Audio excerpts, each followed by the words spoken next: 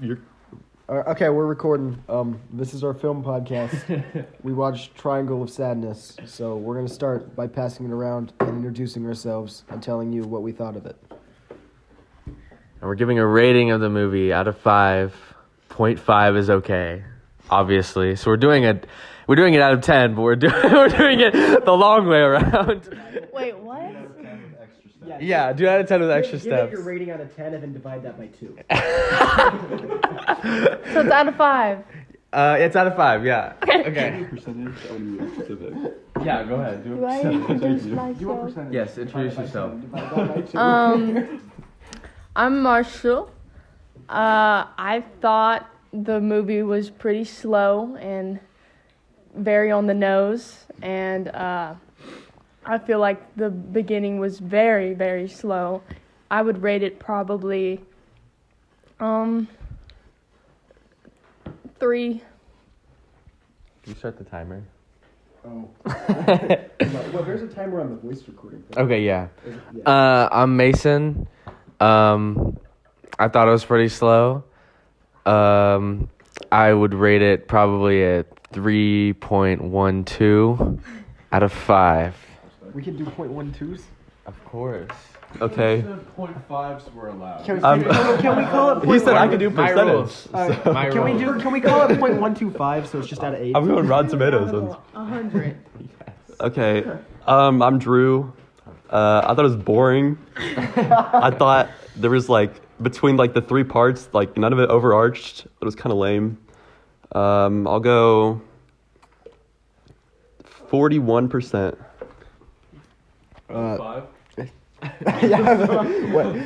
Whatever 41. Well, it's probably what? It's 2.0001 or something. It's 2.05. I'm pretty sure. Whatever. I'm Adam. Nerd alert. I thought it was way too slow. I think they could have accomplished the same thing with just the first scene, and then the rest of it was redundant. And also the ending stunk, so I'll give it a 2.5. I'm Jim. I thought most of the movie didn't connect to anything else, and a lot of stuff just ended up being super irrelevant. So I'll probably give it a 2 out of 5. I'm Eli. I actually really liked it, but I'm gonna keep that to myself because they're laughing at me. So, 4 out of 5. All right. So there was a big topic in the film about being very generous. I think Eli accomplished that, being generous with the rating. Max, by the way, I would give it a 3.5 out of 5 if the whole third act was not in the film. But I did like it. Who won it? Are we talking now? Yeah, just go. All right, sick. So I was gonna take notes about the script. So if I pull them up here, if I was a good prepared boy. Yeah. So the dialogue in the beginning seemed pretty self-aware. Money was a central topic throughout the film. It got to be very on the nose for multiple reasons. Jealousy was an important subject, both with relationships, but also money, with the political commentary between capitalist and socialist, or Marxist, as Woody Harrelson, as old Woody declared. I wrote that it kind of seemed like the director might think, at least in the first half of the film, that the rich are immoral because they're wealthy, and that there's a large disconnect. My second note was that there is a large disconnect but between characters, and nobody really understands each other at all. It was very politically active dialogue, but it felt like watching a Nathan Fielder mockumentary because it was so awkward. It was all intentional. The story was both a critique of socialism and capitalism. We saw both in effect, with the island and the boat. Not gonna give a ton of thoughts on that. The lines were purposely very awkward, and it was interesting to see, in the beginning, there was a lot of discussion on roles, especially gender roles and roles and sort of a caste system with wealthy and non-wealthy. And then the island, the I guess, lower class worker became kind of the captain. Yaya is the worst human with the dumbest name. I hate her. I wish she died. The ending was atrocious. She might have died then, but it was too late. It should have happened like an hour sooner. Sure. So I'm gonna talk some about sound. So kind of keeping on the subject of anti-socialism and capitalism. I really liked the scene where the servants were like chanting for money, and then it like kind of cut to the servants or the other like workers below the deck, who obviously weren't going to get as much money out of the whole scenario, having to listen to these people chant for the rich people's money. I really thought that was good foreshadowing for the creepy lady at the end's kind of take over. So I enjoyed that part. I also really enjoyed the part where they played metal music over the toilets exploding all over the place and people vomiting and puking and sliding around the floor. Did you guys have any thoughts about that scene? Any thoughts? I did write a note about that, how when they kind of panned over the self-playing piano and then they turned it off and that music came on. That was kind of like, it was an audio and a way to shift the scene without telling you or showing you that they're going to do it. It changed the tone of what was happening. Sure. Kind of accidentally almost. Yeah, I really enjoyed that. So I had some notes on cinematography, and one of the biggest things I actually noticed watching this movie is that the camera pans between characters a lot, and I think that's not on accident. I think that's actually on purpose, because like in the beginning argument scene at the restaurant, when they were talking about money and she was broke and he was still broke because he hadn't had a gig in a while, they were separated in that scene. The camera panned to her, she would talk, it would pan back to the guy, he would talk. And to me, that symbol that there was a strain between them and they weren't really collaborating and moving as one. But later, when they got on the boat and were talking to the Russian guy, like defending their business, how they're operating on how she looks, that's how they make their money, and the Russian guy was talking about what he sells, it showed them together as one against the Russian guy, and it panned back and forth between them. So I thought that was pretty interesting. Let's see here. I also took a note on the ship rocking. I feel like that was a really good way to kind of throw some people off, because like if you looked at the trailer, it looked like the boat was going to sink. So when you see the boat kind of start to rock slowly back and forth at the dinner scene, it makes you think the boat's going to sink. And then when the pirates come in and change the course of the movie, it's like a really good plot twist that I think nobody saw coming because of the way the boat was rocking. Yeah. I think Adam had a critique of the boat rocking, right? Oh, it was just I don't know, I'd call it a blunder I noticed. It was just that when the boat was rocking, you noticed the water level in the glasses remained like parallel with or perpendicular to the sides of the glass. So it was obvious they were just moving the camera. But also at some point, what are you going to do? So You could do the thing that they did in Inception and like make an entire room on like a spiral. They could have pulled a Christopher Nolan or They could have spent $100 million yeah. I mean, budget movie to make that. That was just a thing I noticed and pointed out, and then Eli laughed at me for. Yes. So, are you done with your? Last thing I noticed on the cinematography is when they entered Act 3 and they did the the raft rescue scene, the camera kind of stayed back like 30 or 40 feet, and I think they did that to kind of show the gravity of the situation, just how stranded they were. Other than that, I don't really have any more notes on cinematography. I really liked the shot like far away when the pirate showed up with the grenade, where like sorta you saw like a little explosion, you're like, oh, that's funny, and then you see this like enormous explosion and you're like, okay, I'm laughing at a bunch of people dying right now. That's kind of Good stuff. Always good. I mean, that was I want to note that the movie's budget was $15 million. So they could have spent $100 million on a road. They just got into debt. I don't know what the problem is. I mean, they need to be committed. I mean, it's not about the budget; it's about the passion. Exactly. They should have just built one for free.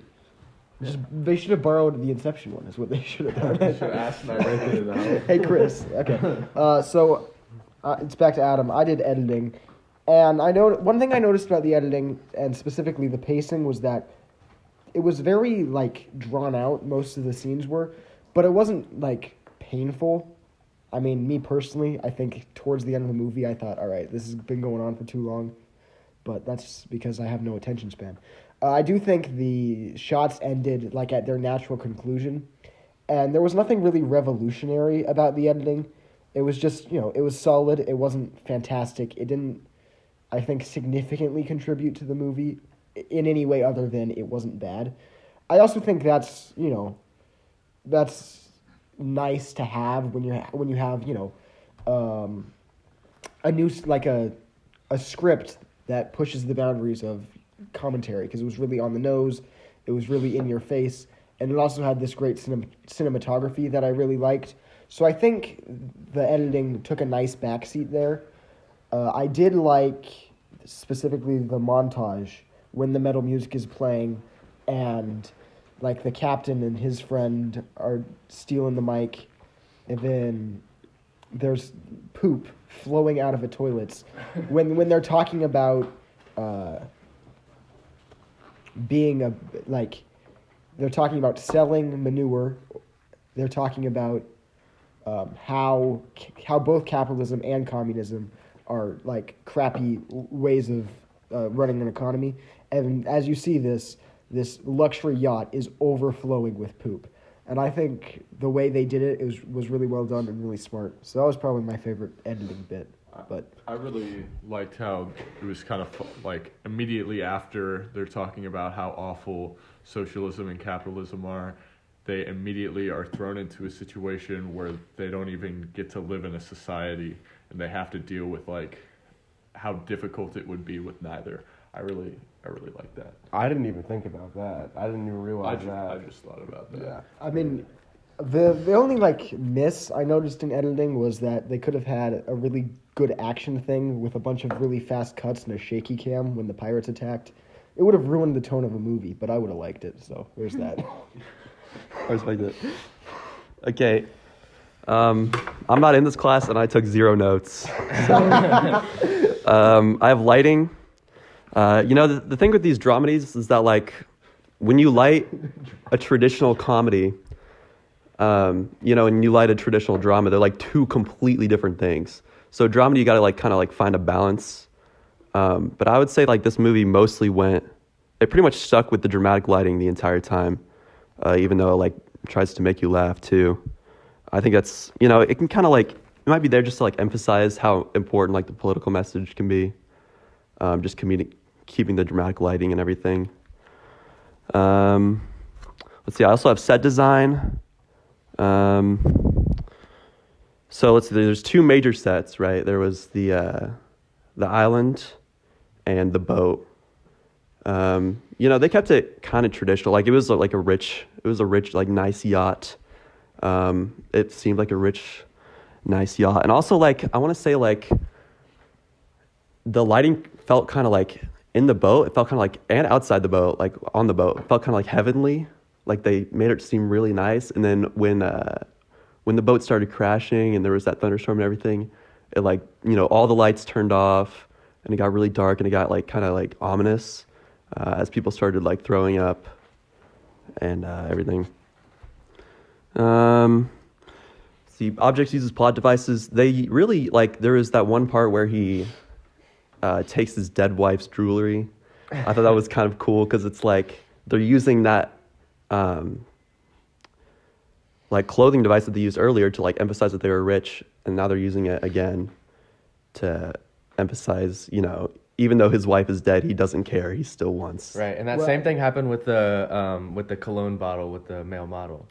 Yeah, exactly. I also feel like specifically it's important to note that the guy is taking jewelry off his dead wife on a deserted island where it will be of no use to him. He's just still he's still stuck with this mindset of that's expensive, so therefore it's good. Right, but even if it's but he whatever.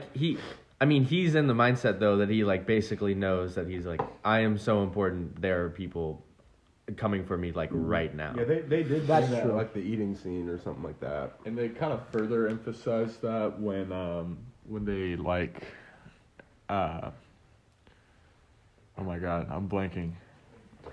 And the part where like he's trying to get inside the lifeboat to sleep, and he's like, "I'll give you this Rolex. I'll give you 150,000 euros when we get back to land if you just let me sleep inside." I feel like they further emphasized it with that. I enjoyed that. Okay. I had color grading and actor blocking. I mean, I think for this film, they definitely did have color grading. I don't know that it was like super obvious. There are a lot of points where I definitely enjoyed all the vibrant colors. And then there were points where like how it was devoid of color, like whenever they were doing casting for all the models, how the casting room was like completely devoid of color. Everything was pretty sterile, and everyone felt like pretty coerced, and it was a pretty like dead environment. I liked that, but there were a lot of points I feel like where the vibrancy could have been stepped up, and like I don't know if they fully utilized color grading. It didn't impress me as much as I thought it would whenever I think Triangle of Sadness and my preconceived notions of it. So I don't know if that. I know that they definitely, for some moments, emphasized some greens. Definitely, at some moments, emphasized some yellow. I don't know if you guys noticed a lot of yellow light throughout the whole film. For a film called Triangle of Sadness, they really did not emphasize like any blue. And then and so for this time period, I think it's not great. And then I had actor blocking. There's a lot of interesting actor blocking. I noticed that while they were on the island, slowly. I mean, first the cleaner lady had pretty equal ground. She was like making food at the log, like kind of on her knees, like on the actual ground itself. But eventually, they started raising her higher. And I think even like by the later points, she had like her own chair built. And so she was like physically above everyone else, and it showed the power. And I think that there was a lot of moments where like pretty much every shot, especially like on the ship, the shots were off-centered, and the crew especially didn't take the middle of the shot. The crew would always like be on the side, and everything would be showing. And then if like the passengers came in, then they might take up more of the shot. They might like have like a full face sort of point of view. And the only times when like the crew would get like, you know, good blocking would be like when they're like very stressed and the emphasis needs to be on them. I had costume design and casting. So for costume design, there was like 3 different divisions I found among the characters. There were like the rich people who had these sort of timeless pieces with lots of jewelry. There were the staff of the ship who were like kind of on top of the ship, like the ones who were in more of a well-off place than the ones working below the ship.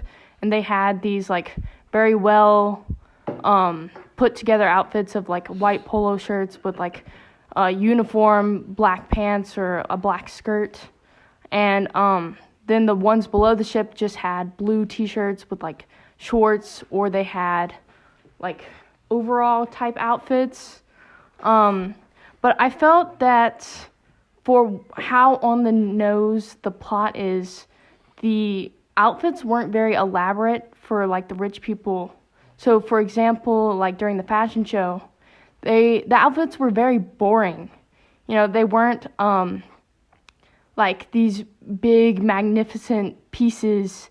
So I don't know if Yeah, I think for the like, the ambiance for the fashion show, I feel like was like spot on. It felt like very like commercial and like whatever. But like yeah, the outfits were like meh. I think Yeah. that was kind of the point because they were like ushering in a new wave of fashion or whatever, and then it's just the same stuff we've seen for like ever. I think it was partially mocking the fashion industry with how boring the costumes were.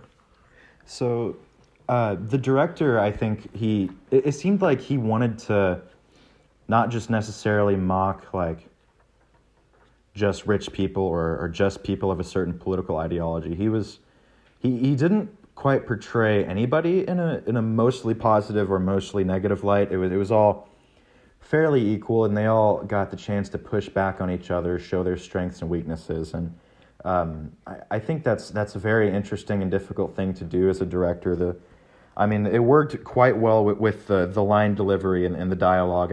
I think that the dialogue, especially between Dmitri, the Russian capitalist, and Thomas, Woody Harrelson's character, who was the captain, happened to be a Marxist. I think that really captured kind of the essence of the film, which it almost seemed to me like it wanted to get a more like, it wanted to show you how self-aware that it was, and the story kind of took a backseat, I think, in that regard. We're all sinners in the eyes of the director. We're at 22 It's okay. minutes. Yeah, casting wise, there's not really any notable actors other than Woody Harrelson. A lot of them, if you like look up their movies and stuff, they'll have been in like 1 or 2 movies, and it's nothing really big. I felt like the characters like looked the part, especially with Yaya. She looked like she would be like a privileged model, and she played that part I well. feel like I've seen Yaya somewhere. The Um, actor who's I've played. seen Yaya on Instagram doing that same kind of thing a billion times.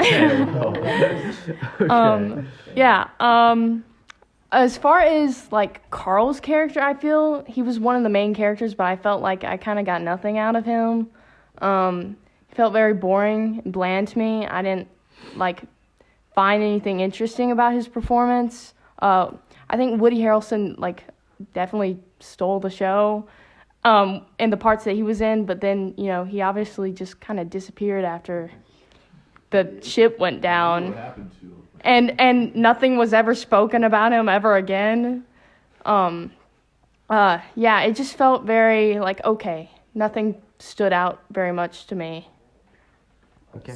So, like, if I could just have a word on Woody Harrelson, I think it was interesting that Woody Harrelson could actually act. Like, he didn't even have a witty one-liner that was funny. He was just, like, actually good in his role. So, I think that was fun to see, because I've never seen Woody Harrelson do that before. Yeah. I think it's nice that, obviously, he had the draw and the star power, because the reason I wanted to watch that movie over the other options was Woody Harrelson. And then he could actually act. So that was a pleasant surprise. I just wanted to follow up on what Marshall was saying about Carl, and I do agree. It felt like he really took the back seat in his own movie. It opened with him, the camera panned in on him out of all of those models. It made him the important character. And then we get to the boat, and it introduces all these new characters. He's basically irrelevant. He takes a few pictures of Yara, has a few dialogue interactions. Then we move to the third act, where he's really just a story pawn between Yara.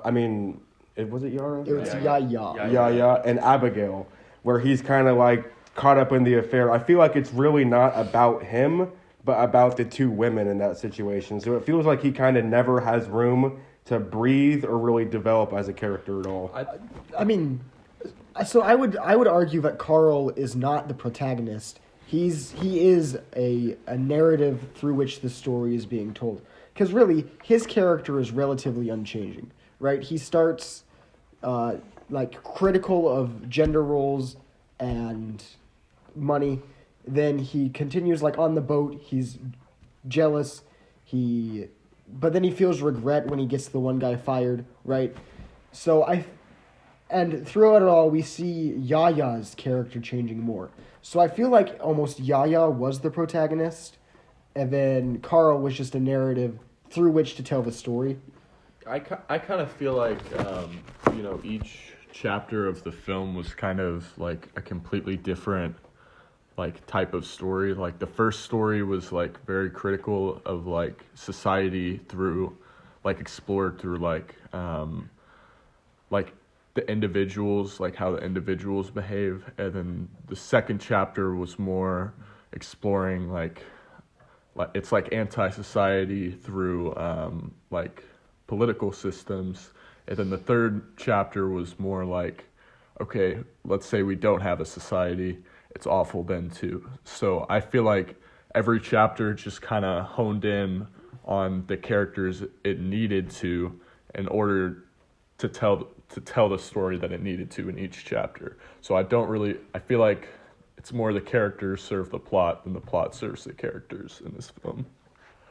So each chapter would have a different piece of a lesson, and then they'd all make up to one at the end. Is that what you're... Well, I kind of feel like a lot of the lessons were like opposing each other. Like it was more just exploring ideas than necessarily trying to argue for one or another. I feel like the overarching point of the film was, current society is materialistic and it sucks, and the economies we've come up with don't really work at all. But at the end of the day, I mean, what can you do? We've got to have, right? Not having a way to run society clearly doesn't work. So I feel like it's more of a general critique of the fact that we need a society, but it also recognizes that this is important. Sure. I mean, does anyone have any like final thoughts? I thought it was odd how at the end of the movie, Yava. I can't say. I keep thinking of the Far Cry 6 map, Yara. So I think it was funny how at the end of the movie, Abigail was supposed to be the captain and the leader and all this, but all throughout the hiking scene, Yava was leading her, Yava was guiding her, and then when we get to the hotel resort, Abigail wants to sit down and Yava is wanting to push forward and keep moving. But then again, as I'm saying that, I'm remembering that at the end of the movie, she never wanted to go in the building at all. Yeah, and then Yaya got murdered. Yeah. Why did they end the film with that shot of Carl running? How would he even know to be running in the first place? I think it definitely detracted from the ending. If they ended it with just the close-up of that rock, like perfect ending. I agree with Adam. I think the guy running was unnecessary. Yeah, I mean, I'm trying to figure out. I was like watching it. I was like, okay, he's running to something or he's running away from something. I don't get it. I think that was a weird scripting choice, but I mean, whatever. Okay, so, my thinking was that he was running because Abigail and his girlfriend went off on their own, and that's the perfect time for Abigail to tell his girlfriend that, Yes. they had sex, and But why wouldn't he be Why wouldn't he be running way before that point then? Because they've been on a because hike. it They've probably been took him gone a couple for minutes to be like, you know what, maybe I shouldn't. But he was to looking back. realize. Like he was running away from something. Oh, he was looking. He was looking back and he was terrified. That's what I got at least. It really seemed like he was distressed running towards something from where I saw it. I feel like he had to look back because he was just wanting not to get hit in the face by a bunch of branches. Because he was running through the forest. That's true. I don't know. It kind of felt to me like they were trying to communicate that like maybe it's illogical for him to know, but like it's too late. Why do you keep? Is there something on my head? Oh no, I'm just looking at the bears. Oh. I didn't notice that. I was Okay. thinking of that. Why did Abigail not? There's a bunch of bears. Why did the girl not look behind her, dude? She was. Oh Wait, yeah. She knew. Well, she knew. She knew. It's because she thought the other girl was peeing. You don't look back at someone who's peeing. I ain't never go that long without looking behind me. Okay. I'm with Drew on this one. You guys are can watching- hear Y'all are Abigail's gang footsteps. watch other She's people walking across. peeing. There is an ocean crashing in front of her, she's not gonna hear somebody creeping up behind them. them. The oceans are quite loud. She was like 5 feet away from the ocean. Is that a sound critique? Oceans are loud. Yeah, that's a sound. Have you been to an ocean? Yeah, they're before, man? loud. You can't hear anything over them. Especially when you think someone's peeing. Like, she had no reason to suspect anything because in her mind, why wouldn't Abigail want to leave? But She doesn't recognize that this is the only place Abigail has ever had power in her life. So, like, she has nothing to be afraid of. And she thinks she's peeing, so she's not going to turn around. She's just stupid, I think. yeah, we just don't like Yara. That's the thing. You don't like her so much, we don't even say her name. You said every conceivable name except for her. I don't know. Well, clearly then she wasn't a very good character. No, it wasn't. Clear. He was the worst.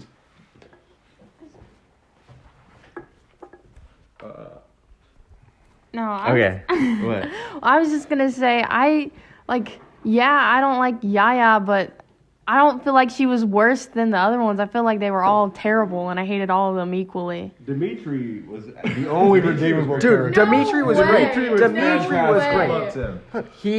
He found a niche in the market, he filled it, and then he spent the rest of his life talking about how rich he was. And Dimitri is a walking. Well, then it's interesting. that's the Eastern European and American dream. That's He switched it up when it was when he I don't know if he realized his money wasn't going to get him anywhere, but he said when Abigail was keeping most of the food, which I mean she produced it, she cooked it, so in her eyes she gets to keep most of it because it's the fruit of her labor. Well, Dimitri would agree with this as a capitalist up until this point where he says, I'm going to butcher the exact quote, sorry, but it's like each according to their ability, to each according to their needs, Right, something along those lines. Everyone should get stuff according to how much they're able to do. Yeah, and I thought it was interesting that he'd switch up the game, do a little 180, and say that. Well, I think when you're put in the situation of survival, you kind of have to change your mindset because when you're in a small group with resources that need to be rationed so that a majority can survive, the members that are contributing less and less kind of need to be cut a little bit. Yeah, and it didn't really feel like he actually believed that. Kind of like what Yaya was saying, like you're in a situation where you have to stroke Abigail's ego. Like I think that's what the majority of them were doing around her. So even if it kind of seemed like they were kind of changing their ideologies about money when they weren't around her, I feel like they were just as greedy and unwilling to share. I don't know. I feel like maybe not so much Dimitri because I did see on the island he kind of started to let go of what outside of the island. He kind of started to enjoy himself there a little bit. Like the scene where they all had the whistle and they were making fun of Carl. They all seemed to be having a pretty good relaxed time right there. Sure, but he's also picking the jewelry off his dead wife's body. You don't know that. Maybe he was maybe he was gonna hand it down to his daughter, or his son, or something. The necklace. I would have understood the ring, but the necklace too, cracking her neck forward to And peel he's that like John off. cradling her, like obviously still sad that she's dead, while taking off the jewelry. Yeah. I'm just saying, you don't walk past $100 and not pick it up. That's true. That's true. Okay, but when you have $1 billion, do you really care about that $100? Right. Yes. Do you really No, care if about there's that? if there's $100 on the ground and my dead wife next to it, I'm not looking at the money. Like What can you do for the dead wife? Yeah, I mean, be you can sad. pick, you can pick the cash up, but what do you can't bring her back to life, you know. I mean, She dead. Move on. All right. Well, how long has she been dead? Maybe you can bring her back to life. She was 12 very hour pale, woman. so... Well, I'm just talking about the hypothetical scenario. Yeah, with the money. Well, I'd say same Same? amount of paleness, right? Because I feel like that's... I feel like she's not. He You didn't can't get the revive reboot her. card in She's time. dead. Didn't get the reboot card in time. I mean, that's definitely a debate we could have for a very long time. But I'm gonna pass it back to our fearless leader, Mason. Okay. So I'd say... Jesus First of all, Christ. I'm in the center of our Last Supper table, so I'd call myself the leader. Also, So I will make the executive decision to let Mason talk. hold on. Can I say that trophy wives were like, they mentioned trophy wives like a couple times in the movie, and I feel like, you know, she was a lot younger than him, and he was you know, and maybe like he just wasn't in love with her at all. Maybe she was a trophy wife. You feel like Carl was a lot younger than No. Demetrius' wife. Oh. Yeah, Demetrius' wife. I think that might be all we got. So I'll catch you around.